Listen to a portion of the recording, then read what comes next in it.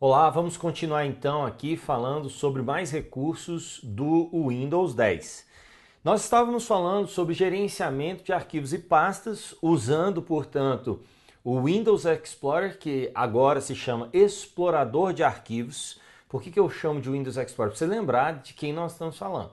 Então agora, desde o 8, não existe mais o Windows Explorer. O nome dele é Explorador de Arquivos. Mas esse novo recurso, na verdade, esse recurso começou no Windows 7, tá? Eu falo novo, mas ele é desde o Windows 7. Ele está presente no Windows 8 e agora também no Windows 10, que são as bibliotecas, tá? Vamos então falar sobre elas, as bibliotecas. Eu quero que você dê uma olhadinha aí na tela. Então, as bibliotecas, elas estão presentes no explorador de arquivos. E aonde você vê as bibliotecas? Você consegue acessar as bibliotecas por meio do painel de navegação. Nós havíamos já falado sobre esse painel de navegação. Aqui estão as bibliotecas. As bibliotecas são, na verdade, um recurso que elas servem para exibir arquivos de diversas pastas em um único local. Exatamente isso. Então, por exemplo, você está vendo aqui a biblioteca de imagens. Na biblioteca de imagens, você pode, ao clicar nela, visualizar arquivos que podem estar na pasta imagens, mas também pode estar em outras pastas diversas que você mapeou aqui para a biblioteca imagens. Como é que ela funciona então? Algumas características que você precisa saber que estão caindo em prova a respeito das bibliotecas. As bibliotecas não são pastas. Presta muita atenção. Então, ela não é pasta. Ela, na verdade, é um recurso virtual de visualização do conteúdo. Ela não existe fisicamente, a biblioteca. É apenas algo virtual, para você enxergar ali no explorador de arquivos os seus arquivos que podem estar espalhados em diversas outras pastas, mas você está enxergando num único lugar. Portanto, não existe uma pasta física da biblioteca. O que acontece é que cada biblioteca pode, então, ter vinculada a ela, ou seja, você pode incluir na biblioteca diversas pastas. Ela mesma não é uma pasta, mas ela reúne no mesmo lugar diversas pastas. E aí o que acontece? Essa reunião é virtual. A pasta não sai do seu lugar de origem. Os arquivos não saem do seu lugar de origem. Eles continuam lá, no mesmo lugar, só que agora você está enxergando aqui em um único lugar aqueles arquivos que estão espalhados. Então ela serve para uma organização visual dos seus arquivos. Eu quero ver as imagens. Você então seleciona algumas pastas onde você sabe que você armazena imagens e aí você vai ver naquela biblioteca de imagens, imagens que estão em diversas pastas. Agora, embora eu disse, que ela é virtual, se você clica na biblioteca, você está vendo o arquivo, você deleta aquele arquivo, ele deleta do seu lugar de origem. Tá legal? Então é importante você saber que você está mexendo aqui, na biblioteca de imagens, vai repercutir lá na pasta de origem. É mais ou menos que nem o filme Matrix. Você se lembra? Quem assistiu Matrix se lembra disso. Quando o cara morria lá na Matrix, que era a parte virtual, ele morria na vida real também, Então isso acontece aqui, Se você mexe no arquivo virtual, você vai então também, vai alterar lá no arquivo físico mesmo, tá bom? Lá no local virtual, altera o local físico. Muito bem. E aí o que você precisa saber? Você precisa saber quais são as bibliotecas padrão do Windows. O Windows cria para você as bibliotecas padrão: documentos, imagens, músicas e vídeos, tá? E você pode vincular a essas bibliotecas padrão várias outras pastas. Mas a biblioteca não vai ter uma pasta própria, ela não é uma pasta. Ela não tem um endereço físico. Portanto, esse endereço dessa pasta que você está vendo na biblioteca é um endereço que você vai ver em outro lugar, porque não existe o endereço da biblioteca fisicamente falando. Tá certo? Muito bem, então essas são algumas características que você precisa saber. Agora, outra característica. É possível criar novas bibliotecas, além dessas que você está vendo aí. Então você pode criar minha biblioteca, aí você cria vincula as pastas que você quiser a ela, e aí você vai enxergar nessa biblioteca os arquivos daquelas diferentes pastas reunidos num único lugar, naquela sua biblioteca que você criou. Ah, eu quero, por exemplo, estudos, biblioteca estudos. Aí você seleciona as pastas dos seus estudos, né, e vincula aquela biblioteca estudos. Aí você não precisa toda hora ficar clicando nas pastas, buscando aquelas pastas. Você vem aqui na biblioteca e já está tudo lá, né? Os seus arquivos reunidos num único lugar estão ali na biblioteca estudos. É uma dica aí para você otimizar o seu tempo, tá legal? Ok, então esse é o recurso bibliotecas. Vamos ver mais recursos aí do Windows. Olha lá na tela.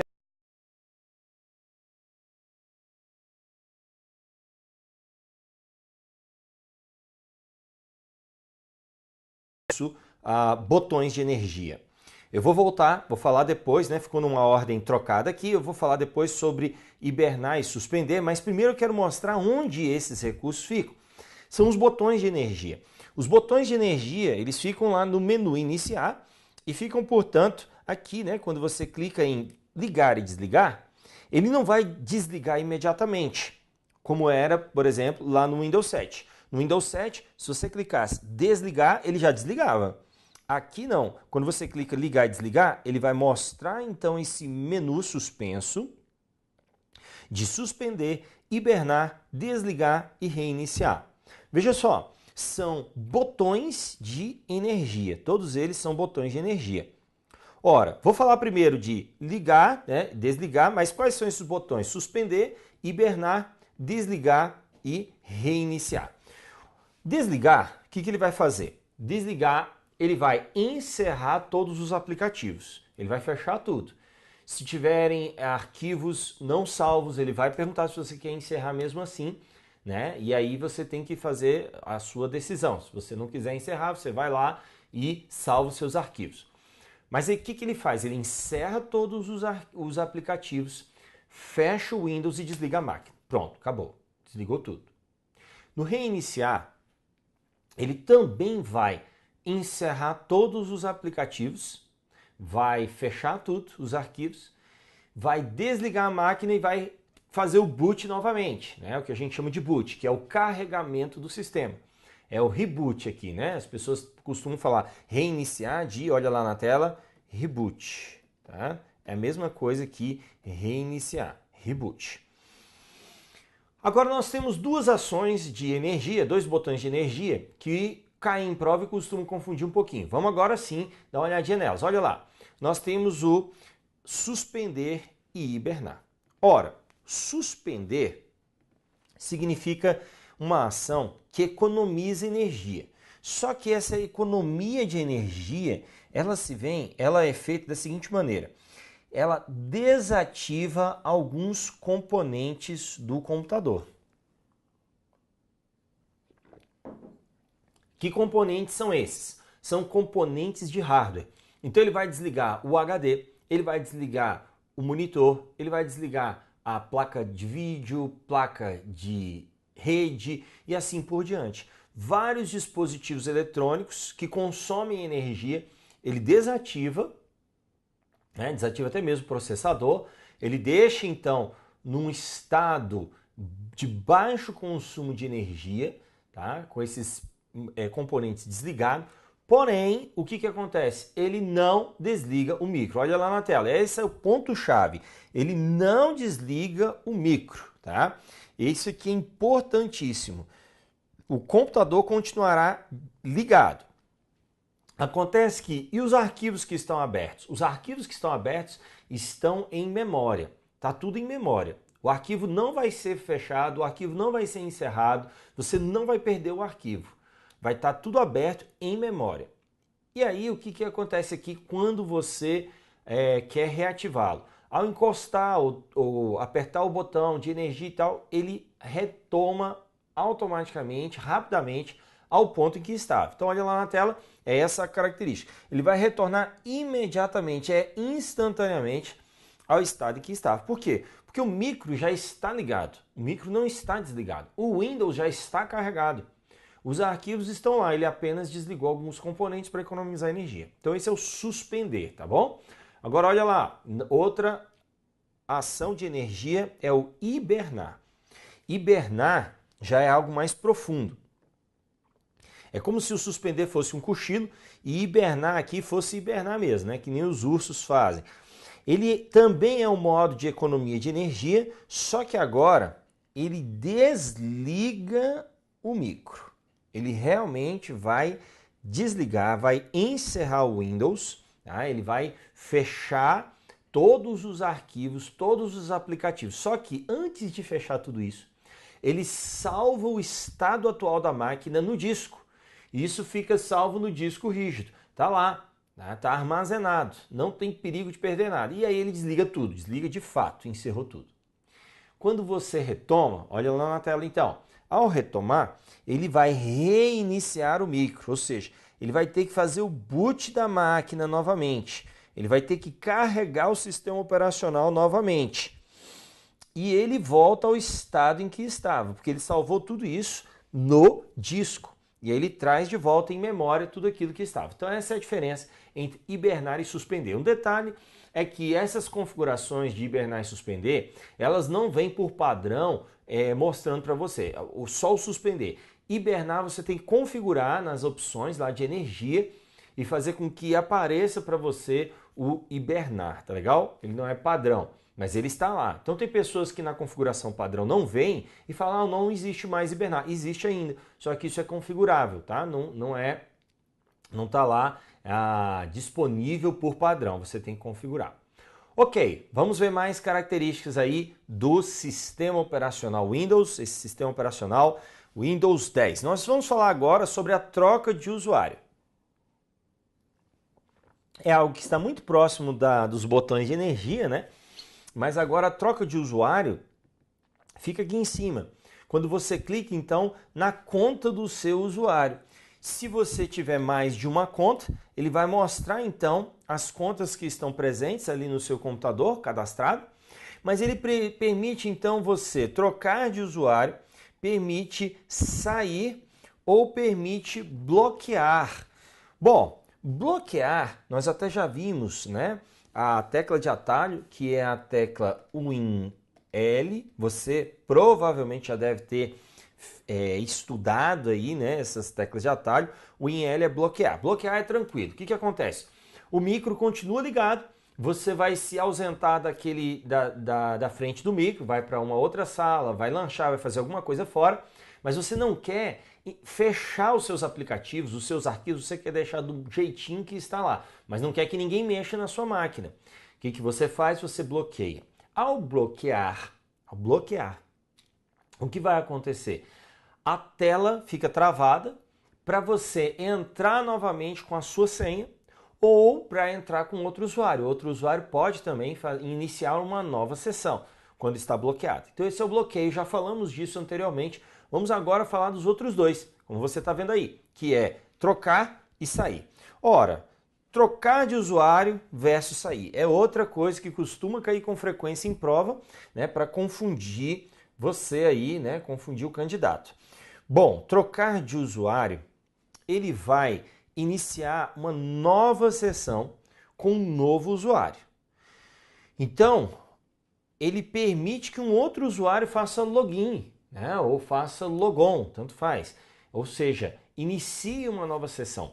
Só que, e aquela sessão que eu já estou usando? Eu estou trocando de usuário. Olha lá então. Quando você troca de usuário, ele mantém a sessão anterior com todos os aplicativos abertos. Ele não encerra a sessão, ele não fecha os aplicativos, ele mantém tudo aberto daquele usuário, primeiro usuário, e vai iniciar uma nova sessão com um novo usuário. Para que isso? Muitas vezes você tem que compartilhar o computador em um setor, ou até mesmo em casa. E você tem então um determinado arquivo que está na sua conta. E outro usuário está utilizando aquele micro. O que vai acontecer? Você pede licença para o outro usuário, que já está utilizando o micro, e fala, eu preciso usar na minha conta, eu preciso entrar na minha conta para acessar o meu arquivo e mandar por e-mail. Aí ele, não, mas eu estou usando aqui, não posso parar agora no momento. Aí, então vamos trocar de usuário. Você troca de usuário, vai entrar com o seu novo usuário, com o seu próprio usuário e não com aquele anterior. Procura o seu arquivo, envia o e-mail E, enquanto isso, aquela seção daquele usuário com aqueles aplicativos ficam abertos. Inclusive, você saber o seguinte, se aquele outro camarada lá estiver ouvindo música e você entrar com um outro login, trocando de usuário, você vai ficar ouvindo a música dele lá, entendeu? E fica tudo aberto lá. Se ele está fazendo um download, aquele download vai continuar sendo feito e assim por diante, ok? Então esse é trocar de usuário. Muito bem, agora olha o próximo. O próximo que nós vamos ver aí é o sair, que era o antigo logoff. Não existe mais, né, a opção logoff. Existe a opção sair. E aí o sair faz o quê? Ele encerra a sessão atual. Encerrar a sessão atual é fechar todos os aplicativos e sair daquela conta de usuário. Aquele usuário não está mais acessando o micro. Então o micro fica então livre ali, né? Só que ele fechou tudo. Então você precisa salvar os arquivos, vai fechar os aplicativos e tudo mais. Olha outra característica. É que ele fecha os aplicativos, ele encerra a sessão atual fechando os aplicativos e ele vai permitir que outro usuário inicie uma nova sessão. Detalhe é que o micro continua ligado, tá legal? Então aquele micro ali vai continuar ligado, permitindo que outro usuário então entre com outro login. Então esse é sair. Então vejam, não confundam. Então dois aspectos importantes, né, quando cai o Windows é o seguinte: hibernar e suspender e trocar de usuário e sair, ou logoff, tá? Essas duas coisas são importantes. Eles costumam confundir aqui os conceitos. Vamos lá, bola para frente. Mais uma ferramenta aí do Windows. Vejamos qual é.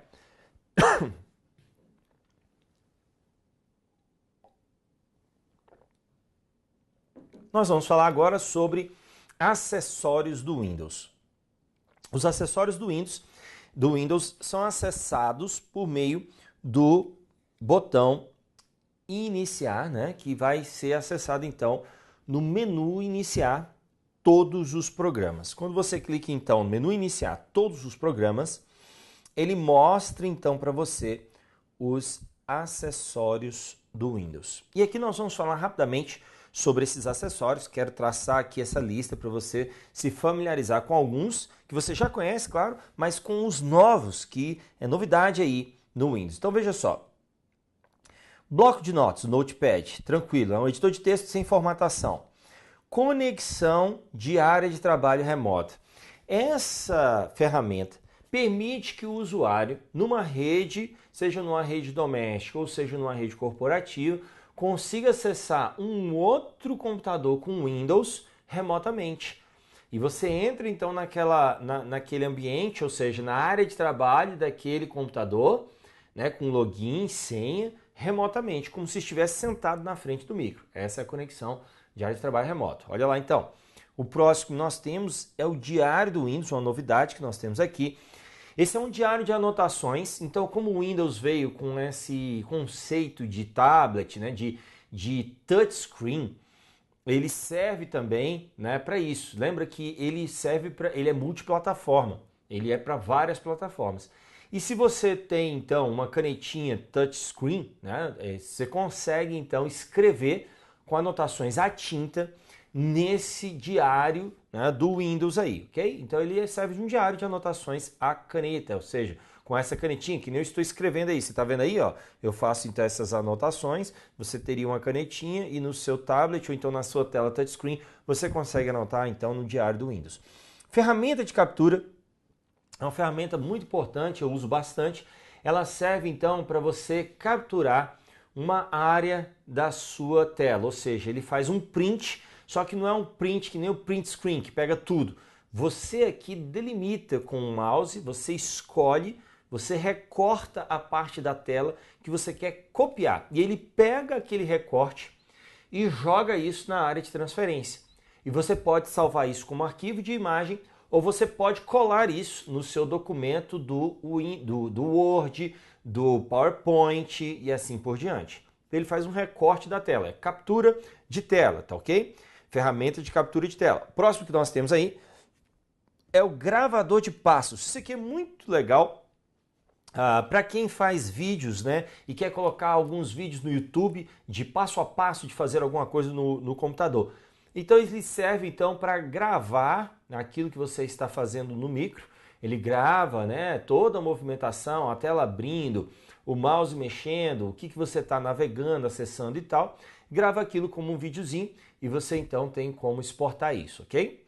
Outro que nós temos é um acessório, o Internet Explorer. Internet Explorer veio, né, da atualização, no caso do meu micro aqui, ele veio da atualização da versão do Windows 8.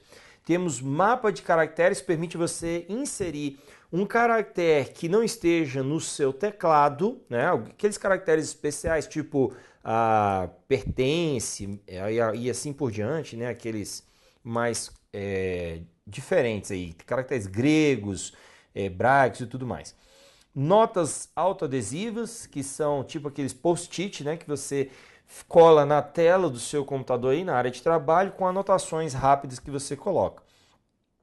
Painel de entrada de expressões matemáticas, você consegue escrever aqui, e aqui ficou legal porque é independente do Microsoft Office. Você pode anotar essas expressões matemáticas independente do Word, por exemplo. Porque no Word você tem uma opção de equações, inserir equações e símbolos. Aqui você pode escrever a sua equação independente do Microsoft Office ou do pacote de escritório que você esteja usando. Ficou legal essa ferramenta aqui, tá? Principalmente para quem mexe com matemática e precisa escrever algumas expressões matemáticas, equações e funções matemáticas. Vamos lá, mais acessórios, olha lá. Nós temos então o Paint, muito antigo, ele serve para edição simples de imagens. Olha só, imagens e figuras. Ele não é um Photoshop da vida, ele é muito simples, é muito precário. Ele também é usado para captura de scanner. Tá? Então, quando você tem uma ferramenta de scanner, alguma coisa assim, e não tem um software próprio do scanner, porque alguns scanners vêm com um software próprio do fabricante de captura da imagem do aparelho, ele serve para isso, porque você abre o Paint e tem lá a opção capturar do scanner e ele escaneia e joga no Paint. Ele serve para isso também. Vamos lá, outro que nós temos. Visualizador de XPS. O que é isso, XPS? XPS é um formato que a Microsoft criou para imitar o PDF da Adobe. Então o XPS é o PDF da Microsoft, digamos assim, né? Porque o PDF ele é da Adobe, mas a Microsoft criou o seu próprio PDF e chamou isso de XPS. E aí você tem um visualizador de XPS, assim como a gente precisa de um visualizador de PDF. O mais conhecido, você já sabe, que é o Reader, a Adobe Reader. Ele é o visualizador de PDF, né? Você tem vários outros visualizadores gratuitos para baixar na internet, se você quiser, mas o mais usado, digamos assim, o mais aclamado é o do próprio fabricante do formato PDF, que é o Adobe Reader. Vamos lá, temos também o Windows Fax and Scan, que é para você então enviar fax ou escanear documentos, e o WordPad, né, muito antigo, que é um editor de texto um pouquinho mais elaborado do que o Notepad, né, que é o bloco de notas, porque ele vai permitir formatações de parágrafo, de fonte, de espaçamento, de tabulação e assim por diante. Ele é um formato, ele é um editor de texto,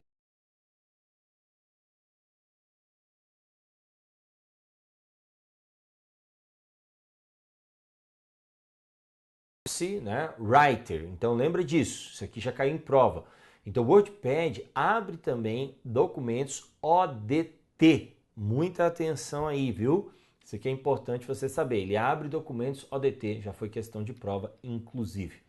Ok? Esses são acessórios do Windows, são então aqueles acessórios que já vêm de fábrica. Isso é importante saber. Isso aqui não são aplicativos instalados pelo usuário.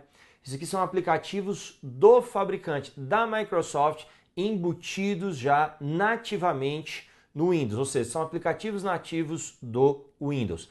E aí, retomando o que nós vimos no bloco anterior, né, no final do bloco anterior, onde ficam armazenados, em que pastas que ficam armazenados esses aplicativos, esses programinhas nativos do Windows? Me diz aí, onde ficam? Isso mesmo. fica em C2 Windows. É lá que fica. E isso aqui já caiu em prova algumas vezes, tá? Veja, como são programas nativos, não é o usuário que instala isso daqui. Quem instala, quem na verdade já vem instalado. Isso aqui é nativo do Windows. Portanto, isso vai ficar armazenado na pasta Windows lá no disco C, na unidade de disco C, ok? Muito bem, vamos ficar por aqui nesse bloco e no próximo bloco a gente continua com mais detalhes, ferramentas aí do Windows 10. Até lá!